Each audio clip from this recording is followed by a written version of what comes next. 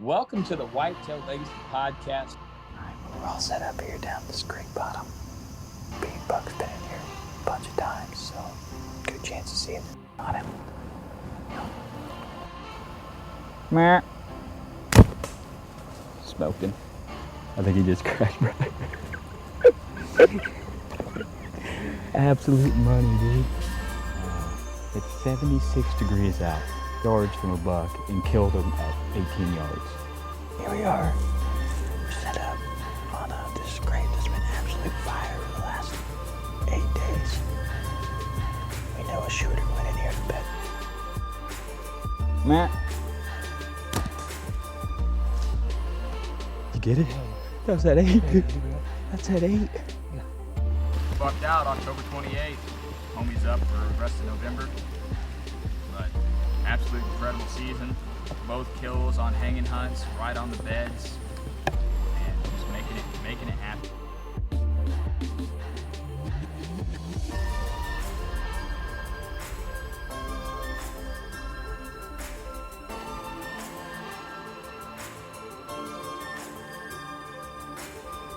Whitetail Legacy Podcast coming in your ear holes, and we are on the road this episode, headed northbound and down to the Mobile Hunter Roadshow, guys.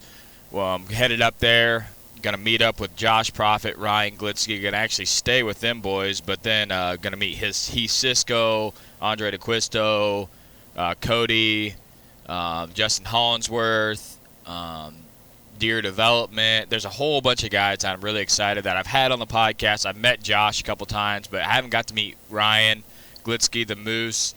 So it's going to be the Moose, the Trail Camera Goat, and the WLP guy sharing a house up there tonight. So going to be lots of fun. This episode, I'm going to come at you. I figured it would be fitting to talk about the Roadshow a little bit and then give you guys an update on the way back, what I thought about it. My honest opinion, but I wanted to talk to you about my transition into mobile hunting, where I messed up, where I done good, and last year I finally started to get out the kinks, and I was able to kill 2 bucks in October mobile hunting. So I'm going to cover that, hopefully help a guy out there that's trying to figure out his mobile game this year. But let's get into the people who make this possible. Let's get in with Exodus. If you guys don't know anything about Exodus, you ain't listened to the podcast, maybe this is your first time. Over the last 7 years, Exodus has consistently shown they built quality gear that flat out works. Of course, the best trail camera warranty, period. Every single camera is backed by a 5-year warranty and even comes with theft and damage coverage. That's 5 years, literally half a decade, that you're be covered by the Exodus 5-year warranty. More than likely, like I've said multiple times, you won't need this warranty, guys. I got cam that are 5 years old that are still out there ripping and taking pictures, and I cannot wait to pull two I got out. And Exodus also came out with their new arrows, the MMT, the Moment arrows. I've been shooting these guys. They're flying really good. You can go to their website, use the 3D builder, and build a custom arrow to your specifications, your poundage, what draw length you're shooting, all that, and get the best shooting arrow that there is available on the market right now. So head over to their website, check that out. And like I said, if you guys need a last minute cam, next on the list is Afflictor broadheads. I was in the market for a new broadhead to shoot this upcoming deer season when I came across the Afflictor broadheads. Simply put, these are broadheads built by people who care about your hunting experience. They have been manufacturing some of the best hybrid broadheads on the market since 2015 and introduced an awesome line of fixed blades in the 2018. The fixed blade is what I'll be shooting this year, the K2. I've been shooting it real solid. Wanted to switch to a fixed this year, and I've been shooting at 50, 60 yards. It's been lights out. So whether you're chasing small game, deer, elk, bear, moose, caribou, African game, or anything in between, Afflictor has the right broadheads for you. If you're looking for a tough broadhead, accurate broadhead, and dependable broadhead that offers superior penetration, Afflictor broadhead is your mother of all broadheads. We take our job here at Afflictor very seriously. Why? Because we are just like you, bow hunters. Like I said, I'm shooting the K2, and they're tough, man. They're field point accurate, been penetrating well. Exodus did a bunch of content on their YouTube page with just all kinds of different broadheads and their arrow. and these afflicted broadheads were top of the line on every test. So that's why I switched over, guys. I'm excited to shoot this year, and the blood trails look phenomenal, so I'm excited to get. Next on the list is our boys from Next Level Deer Supplements, Nate and Scott. They've been partnered with this podcast for a long time. We've actually got to meet these guys in person, and they have a superior product when it comes to supplemental feeding and mineral. They put nothing in this product that is a sugar, an attractant, a cherry, a Kool-Aid, anything like that. They're putting in the best nutrients available to get these does and bucks to grow as big as they possibly can to their genetic potential. And it's at a very reasonable cost when you compare it to other stuff in its category. But the people that are using it are seeing great results, and I wish here in Illinois we could do it. We do it a little bit in Missouri, but here in Illinois we're a non-bait site, so we're not able to feed our deer. But man, I wish we could, because the people that are using this product are killing slammers every year.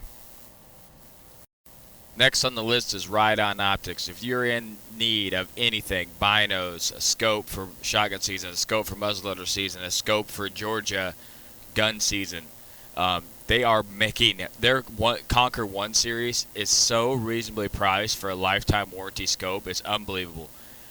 Get on there and check out the prices of these scopes. With the quality and the lifetime unlimited warranty that you have with it, it is absolutely unbelievable what they're selling these things for. Well, like I said, guys, we're headed north to the Mobile Hunter Roadshow. So I wanted to talk to you about my transition into becoming a successful mobile hunter. First off, I want to talk about gear, guys. When I first started, I did not think it made that much of a difference. I was running with some pretty heavy, loud stuff, and I was able to kill with that gear. I was able to get it done with that gear and kill a public land deer, and it worked good. But the system that you have is so important. When you're on your 50th hanging hunt, if you don't have a system down with your gear because your gear just doesn't pack well or doesn't sit right, I was running 2 extra ratchet straps to try to hold the stuff down. Mind you, I am taking camera gear with a backpack and everything, and I was filming with someone else, so it did get hard with that gear. It was heavier, didn't pack as well, it was loud. One thing that I will tell you right now to stay away from is some of these mobile stands, the cheaper ones, have ratchet straps. Absolutely no ratchet straps for mobile hunting. They're loud in the woods. They don't work very well. The pool cam straps are the best there is, in my opinion. But if you are buying a mobile stand, just make sure it doesn't have ratchet straps. But main thing is, whatever gear you do have, just learn how to use it correctly. Get a really good process. The process I have right now I love it. It's perfect for me. It might not be, perfect for someone else, but it's perfect for me. I wear, a harness with the XOP stick holsters, one on each side. I hang my first stick. I go up with 2 other sticks on my belt. I hang those 2. I come down. I grab the stand and that 1 stick. I go up. I hang that 4 stick. If I use 4 sticks, sometimes I use 3 sticks. And then I hang that stand. And I try to make only 2 trips up and down the tree, because that takes time and it wears you out. That's one thing that you learn about mobile hunting, is just the pure amount of strength and energy that it takes to do it time after time, hunting over and over, tearing down, putting up, tearing down. So when you do have a system, your tear down system is just as important as your hanging the stand system. You want to be quiet getting out of there, and sometimes you want to get out of there quick, because if you're close to where you think a deer might daylight and he's 15 minutes, 20 minutes late, you want to be gone and out of that area. You don't want to be taking down your stand when he's showing up. So having a system to get your sticks on your stand, the Lone Wolf Custom Gear, they have the J-hooks. I kind of made my own J-hooks for a couple bucks from Menards and taped them up. They work awesome. They got a giant thumbnail on them. You can use it, the wheel, if you got gloves on. But whatever you can do to secure those sticks on there and get out of there quick.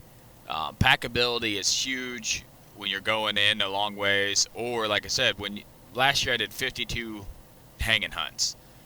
So I hung my stand 52 times and took it down. Now some of those were morning and evenings, 2 a days. Sometimes it was 3 a days. If I hung and didn't like where I was at, got down, moved, and then got down and moved again.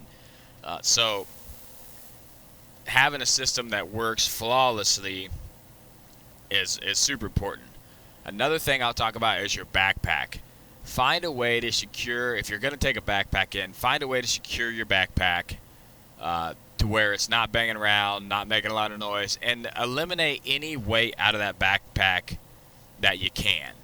Like, I mean, if you got extra of this, extra of that, just limit it down to the bare minimals that you think that you're going to need when you're out there. You're only going out there for a few hours at a time, especially early season. You're going on a late season or a late evening hunt.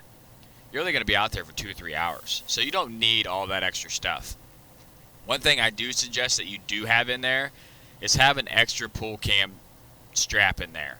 You get to the base of a tree and it's too big, you can loop those together and you can have that extra strap length by looping those 2 pull straps together. Done that multiple times. Another thing is have something in there to hold your bow. When you're in a mobile setup, a lot of times when you set up, you're in the tree for the first time. So I use the custom gear bow holder. It's mounted on my stand. I never have to even think about bringing one, but they have a bunch of them out there. Just find something that will hold your bow, that you don't have to worry about it, because you might not have a limb that's good to screw into and hang your tree. You might not be able to get a strap perfectly where you want your bow. And mobile hunting, a lot of times, if it's your first time in there and you're in a tree and you've been in that tree before and you're on the ground, that tree is a lot different when you get up on top of it. You might be leaning left, leaning right. So having your setup where am I going to hang my backpack? Where am I going to hang my bow? And then having good hooks or good system for hanging that stuff. I am a 4-stick guy, but if you, like I said, sometimes I'll take 3, but they pack so good I normally take 4, and sometimes I only use 3 and I leave one on the ground. I do have aiders on all of them, but just if you can get away with 3 sticks, only take 3 sticks. The least amount of stuff you can take possible, the better off you're going to be when you get out there. So that's going into the kind of the gear. Get the best, just to review that, get the best gear that you can for the money. Get a really good system of how you're going to hunt, and work on that system while you're hunting. Say, when you're climbing up, and be like, man, that didn't go very smooth. How can I change it? What can I do better? And then when you're out there hunting, dig through that, take the stuff that you think you're going to need, and then hunt 2 or 3 times and be like, man, I never even pulled this second flashlight out, or I never even pulled this extra bow hook out, or I never even pulled this, 50-foot of paracord out, and lose it. Just lose that stuff. It's going to make you more agile and be able to move better out there, and that is the name of the game with mobile hunting. When I first started hunting, mobile hunting didn't really click in my head of what it actually is. So getting into that, we're past the gear talk. Getting into how I became a successful mobile hunter. When I first started mobile hunting, I thought, mobile hunting was hanging a stand and sticks every time you went out. And I feel like that's what a lot of people think it is. Like, they got their areas that they go to where they had stands in the past, and maybe they're 50 yards from it, and they're going to hang over there. And they're going to be on a fresh set, so the deer's not going to expect them being there, and etc. Well, that's part of it, but being a mobile hunter is reaction. That's what it is to me. That was the key, the light switch, that event that happened to me. It's the reaction of, hey, there's deer over there, I need to move over there. And being able to move. Or, hey, I got a buck on cam, I need to go in there right now. Or, hey, I just had a buck hit this mobile cam on scrape, I need to get in there right now. Or, I know where there's a buck bedding area, never hunted there before, I'm going to give it a shot, I need to go now. In the past, I would have my good spots on the property, right? And I would be mobile hunting.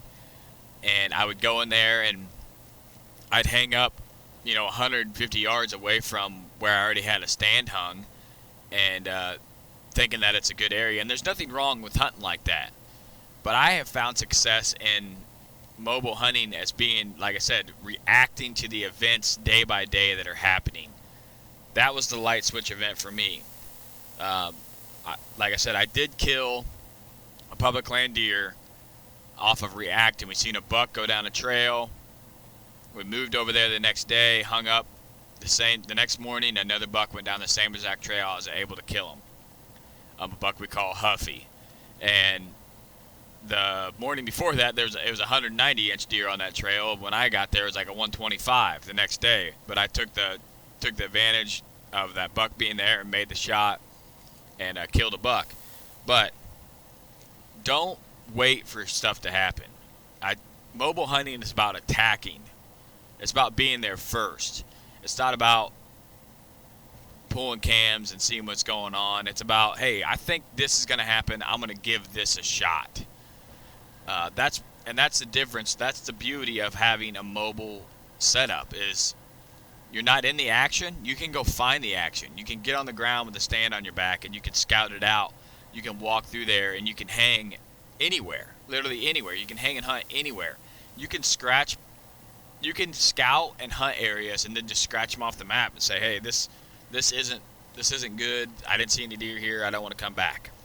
So the beauty of mobile hunting is you can try new areas. You can try new stuff. You can think about that spot that you had in your back of your mind that you thought about 3 years ago that you're like, man, this would be a killer spot if I would just go in there and try it.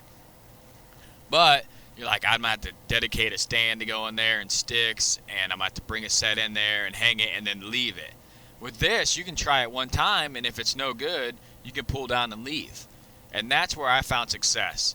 Go to areas, okay, I didn't see any deer here. It's not, hunt it once or twice, especially if it's good circumstance. If it's a cold front or you're on a good food source or you're on a good sign and you didn't see any deer, there's a reason why those deer didn't show.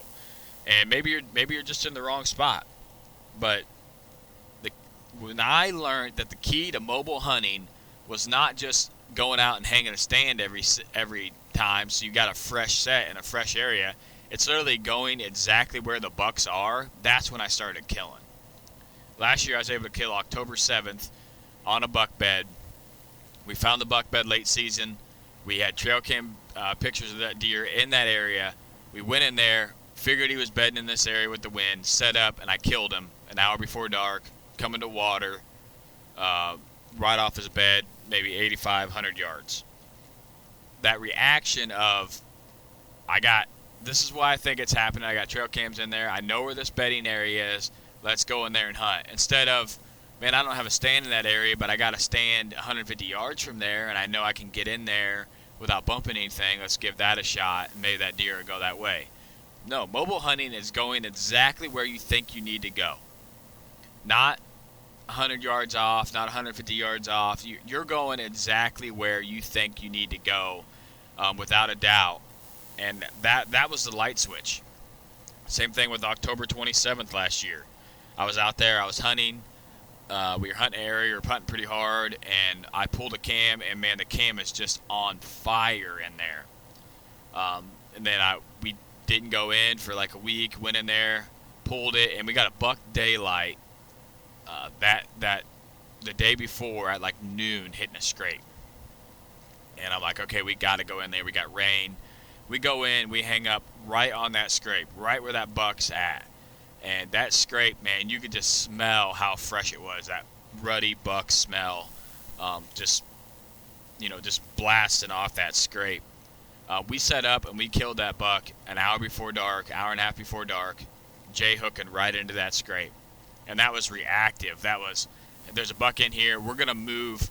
We had stands in that area that we could have hunted, but we wanted to move right where that deer was. Instead of hunting the edge and playing it safe, mobile hunting is about getting right up in their grill and as close as you can without bumping them and making it happen. So when you start going where the bucks are with your mobile setup, that was the key for me. Instead of setting up in a pinch in a mobile setup or setting up over here on a food source and mobile setup, that's still good. You're still getting a fresh set. But when you can take that mobile setup, you have it effective enough where it's quiet. You get in there sneaky. You can hang up good. And you get right on top of these deer where you think that they're going to be. Like in your mind, sometimes you're like, man, I know that deer's in there, but how am I going to get in there and hunt him? And then you don't go. If you have a mobile setup and you're confident in how to use it, you go right to where you think that deer is and you set up. You give that deer a 100-yard buffer, whatever you can get away with. If it's 150, whatever you can get away with, 80, you get up and you set up right on that deer, and that's going to give you the best case scenario possible. Some things that are very tricky with mobile hunting that I figured out. One thing is shooting lanes. The shooting lane struggle is real. When you go into a new area to hang up on a buck, you don't have the luxury of pre-setting it 3 months ago and you got perfect shooting lanes and you know what trail the deer are going to be on. The deer could be behind you, it could be beside you, it could be anywhere. So when you're setting up, you got to play those shooting lanes. Maybe you need to get up higher above the limbs to get shooting lanes. Maybe you need to go lower to get below the limbs. So that's something that you have to think about, and that is a really hard struggle when it comes to mobile hunting, especially if you're on public land where you can't cut anything. Because you can go in there and cut a little bit on private land with these mobile setups, but if you're hunting like I'm talking where maybe it's not even on a bed, but you know this buck is coming out of this field, and you're going to get 30 yards from that trail, 20 yards from that trail, there's a tree. Where you're not going to be able to cut all the shooting lanes that night when you're going in there and still expect that deer to not catch your ground scent and walk right out of that trail out into that field. You need to go to that tree, minimal ground scent, set up. So you have to hang per the shooting lanes, and that's a struggle, man. We've struggled with that I don't know how many times. Another struggle is trees. A lot of the stands have the adjustable platform, adjustable seat, which helps out a ton. But when you're at the bottom of a tree and you get up into it, you're looking up into it, you're like, yeah, I can make that work. And then you get up there and that stand just won't hang. Sometimes they just won't hang level. They don't hang right. And I like to hunt trees with a lot of cover, and that makes it even worse. Just learn some trees in your area that you can get into. But if you're not making it work, don't fight it. If you can't get in the tree, take your sticks back down and go to another tree and try it. That's the beauty of mobile hunting. If you get effective, you can be set up in 20 minutes, realistically, and get down. Okay, that tree didn't work. You get down, you try something different. And more than likely, if you're going to be in that tree and you're going to be suffering, you're going to be awkward leaning, your shot's going to be off as well. And sometimes I get up in a tree and I'm like, man, there's no shooting. It's awkward. I got this limb coming right out my back. I can't really adjust the stand any different way. I'm going to just get down and try a different stand. So another key that was the light switch event for me was understanding the wind and thermals as a mobile hunter. Now you got that stand that you go to November 3rd, and man, if it's a northwest, you're blowing perfect out. Nothing, you're not bumping anything. When you're mobile hunting, you might be going into an area you have no clue about and hanging, and you got a west wind. You think it's good, but it's not. It's swirling. It's bouncing off a ridge. It's hitting a goalie. Sometimes areas just swirl. There's areas that are just kind of unhuntable because they swirl, and it's hard to figure those areas out. So a lot of times I just eliminate those and say I can't hunt there. I'm educating too many deer. But when you start understanding the wind and thermals in multiple different areas instead of just those stands that you normally set, then you can kind of guess what the wind is going to do in certain scenarios that you've been in before. Because instead of you hunting those 5 trees, last year I did 52 sets. I don't know how many different trees it was, but a lot. I'm in a lot of different trees, a lot of different sets. Now I have all that intel, okay? Now it was a west, I was in this tree, and this is what the wind and thermals did. Your learning gap on wind and thermals is just subtracted so much from hunting those regular stands because you're in so many different environments and you're throwing yourself into stuff where you have to learn. You actually have to learn every time you hunt what the wind and thermals are doing in your area. And you have to check it and make sure that it is good, even though, on X or Hunt Stand or whatever it says, oh, it's blowing west. You need to check that area. So understanding winds and thermals as a mobile hunter, that gap of learning will be absolutely gone. You have learned in so many different scenarios how the wind works. Like I said, sometimes you can just guess what the wind's going to do and you're right.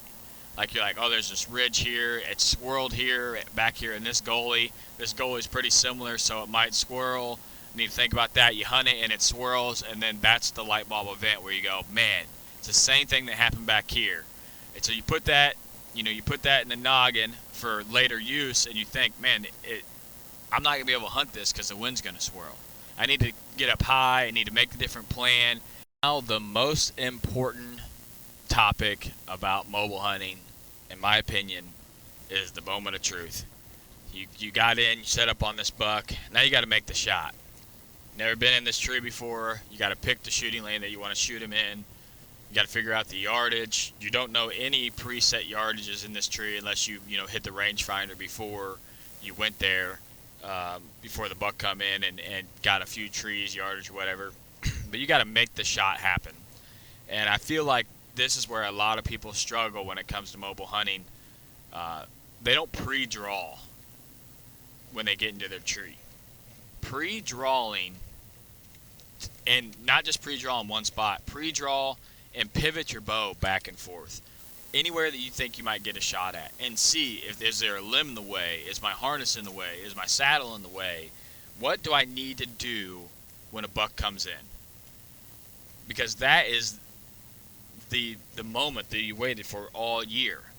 And literally taking 5 minutes and pre-drawing, draw your bow back in that tree, figure out what you got going on. Where can I shoot? Where can I not shoot? Do I have to need to duck if a buck's over here? Do I need to lean out? What do I need to do so when the moment of truth comes, I can make it happen? And a lot of you guys know I hunted with Homie for a long time. I would always say, hey, have you drawn your bow? And then he would draw his bow. Just a little reminder, draw that bow and make sure that, yeah, I can make a shot here. Or, man, we got to do something. We got to adjust this stand. This big limb's in the way. Small adjustments are huge when it comes to mobile hunting.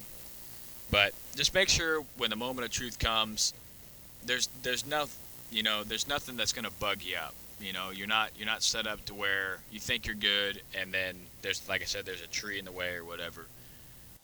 So to recap everything, gear, know your gear, know how to use it, know how to set it up efficiently. Try to go as light as you can. Don't eliminate straps or buckles or whatever. You don't have to go crazy. Just get rid of the stuff that you don't need. Don't just hunt areas mobile that you hunted in the past. Try new areas. Try new stuff. Go exactly where you think you need to be to kill the buck. That's the beauty of mobile hunting. Go right where you want to go. Always think about your shooting lanes, how you need to set up, what you need to do different to get the shot off. And pre-draw your bow when you're in the stand. Pre-draw your bow. Make sure you can get that shot off when the buck comes in. And learn and understand how the thermals and wind affects different areas. And that's how I think I've become as effective as I have mobile hunting over the last few years. From going to barely no encounters to a ton of encounters mobile hunting over the past 3 years. The transition, I feel like I've learned, the gap of learning has been so intensified because I've been hunting so many different areas that I feel like I've hunted 10 years the past 3 years. But I listened back, guys. I apologize about the slight hum throughout the episode. I'm in the truck. I'm running the new headsets through the soundboard, and for some reason there's a slight hum through them. But appreciate you tuning in all the way to the end. If you're thinking about getting into mobile hunting, I suggest that you do it. Do it safely, though. Wear a harness. Don't get hurt out there and ruin your season. But I am going up to the Mobile Hunter Roadshow. I'm excited about that. Excited to meet everybody. Excited to learn some stuff, see how people are set up. Got huge respect for Heath Cisco and Justin Hollinsworth, Josh Profit, Moose. They're all going to be there talking. So excited to sit through that seminar and learn some stuff. Hopefully be able to tell you guys some stuff on the way back home. But I'll let you know what I thought about the roadshow. If it's worth the money, it's only $20, and you get food. So pretty excited about that. Let you guys know how it goes, and I'll hit you back in a day or two on this episode on my way home. Well, here we are on the way home from the Mobile Hunter Roadshow, and let me tell you, it was way worth it. I had an incredible time, got to meet a ton of cool people, and I learned a shitload of very small details of how to do stuff better. One thing about the show is there's so many guys there that are running the gear that you can talk about. I kind of changed my setup a little bit, how I'm going to do it.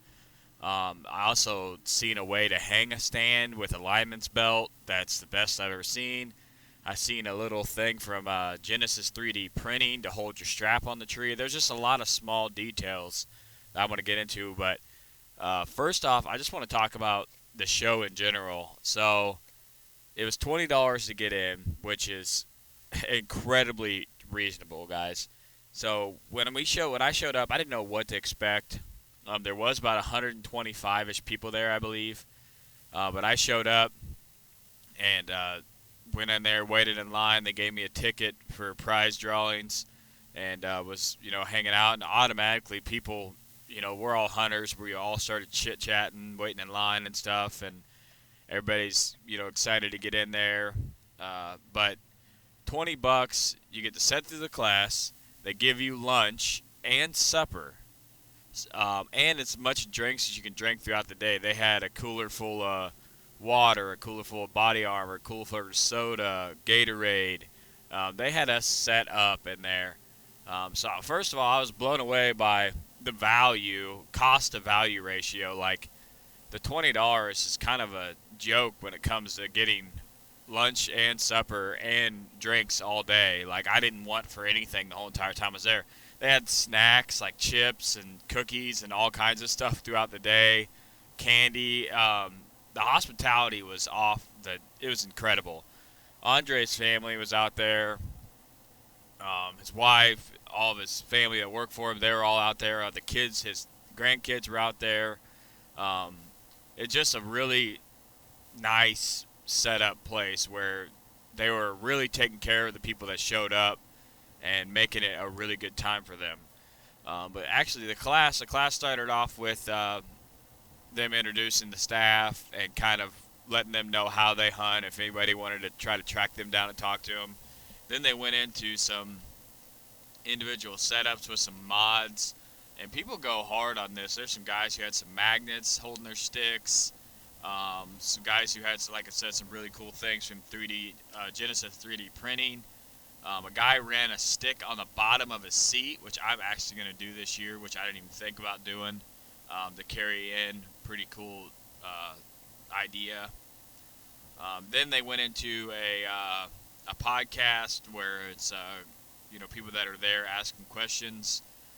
Then we had the shootout. It was a 107-yard shot, and my HHA slider wouldn't even go that far without shooting my housing off. So I shot it for 75 yards with my 30 pin, and I was about 3 foot low. And then they had another shot where you shot a Reinhardt ball on a windmill at 40. But the people that got on the target got the chance to draw for a bow, a new Hoyt bow. Then they did a seminar, like a hanging seminar, where we actually went out. They showed us how to properly hang a stand, how to properly hang a camera arm if you want to film. A lot of guys there wanting to get into filming, and a lot of questions about that. And then they showed us how to properly hang a stick, how to take down a stick, a rope mod, an amstill, all the different ways to hang a stick. They went through buckleless, no buckle, no buckle, and they kind of let us mess with each one to figure it out. And then one of the guys that was there came up, and he's a lineman by trade, and he showed us how he hangs his stand, which is something I've never seen. So he puts his lineman's belt on, and then he puts his button that holds the stand, and he leans back and uses that button on the lineman strap to actually hold the stand in place for him. And you make sure that your lineman's belt is below the button. Then you run your strap. Then you can go up over the seat with your lineman's belt and never come unattached from the tree, which I thought was super badass, because that's one thing I struggled was once I got my stand hung, the transition from hanging the stand to hooking onto my lineman's belt up in the tree on the back of my harness that's the point that I was always unconnected. And this way you're always connected to the tree, so you can never fall. If you fall, you're going to get caught. So I really liked that tactic. Another thing that I really liked was I wanted a mini double step, because hanging the stand off of a double step for me is way easier than exiting the stand in the dark or in the morning off a double step. And one of the guys had his double steps mounted on the bottom of his seat with a J-hook, and I had been thinking about how I was going to mount it effectively. So I got a 14-inch double mini stick that fits directly on the bottom,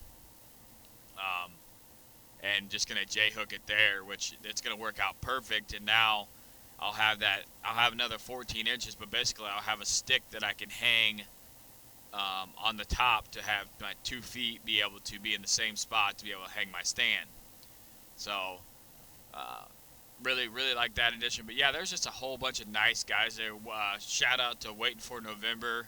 This dude, just met him that day. He took me out to his truck, cut me up some deer salami, gave me a beer, 2 beers I think, and we were just chit-chatting, hanging out.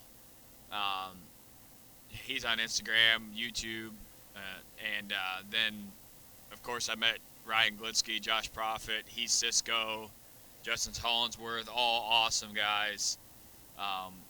That I had met Josh before as the only one, and I got to meet all of them guys and have a good conversation with them during the breaks of the show. Got to thank Andre for coming on the show, giving some content, and got to see kind of how the company's run. Got to see some of the bucks that Andre has killed. It was just a badass show for the cost of $20. It's just mind blowing how much knowledge you get. They also did the Mobile Hunter relay. It was like a tournament with they draw some cards, and you did like a relay run where you had to hang a stand correctly and then shoot a bow out of it and then do some other stuff, which was cool to watch. And then they drew for prizes, and they probably gave away $8,000 to $10,000 worth of stuff. Tree stands, vortex optics, backpacks, sticks, a lot of cool things, boots. But I really enjoyed myself with the show.